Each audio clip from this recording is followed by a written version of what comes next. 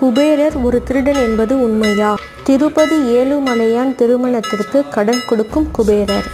பிள்ளையார்பட்டிக்கு அருகிலுள்ள லட்சுமி குபேரர் கோவிலை பற்றியும், சிவனின் அருளால் மிகப்பெரிய செல்வத்தின் அதிபதியான குபேரரின் சுவாரஸ்யமான கதைகளை பற்றியும் தெரிஞ்சு கொள்வோம். வாங்க வீடியோக்குள்ள போகலாம்.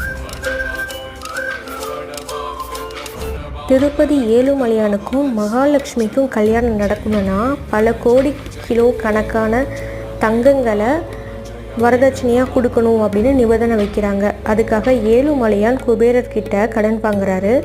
அவர் ஒரு அக்ரிமெண்ட் போடுறாரு. கலி உலகம் முடிகிற வரைக்கும் வட்டியை மட்டும் கொடுத்தா போதும் அப்படின்னு சொல்கிறாரு. இப்போ வரைக்குமே ஏழுமலையான் கோவிலில் வர காணிக்க காசுகளில் இருந்து குபேரருக்கு ஒரு பர்டிகுலர் அமௌண்ட் ஒதுக்கி வைக்கிறாங்க அப்படின்னு சொல்கிறாங்க. பெரிய பெரிய கடவுள்களுக்கெல்லாம் கடன் கொடுக்கும் இந்த குபேரருடைய முன்னொரு காலத்தில் ஒரு பெரிய திருடனாக இருந்தாருன்ற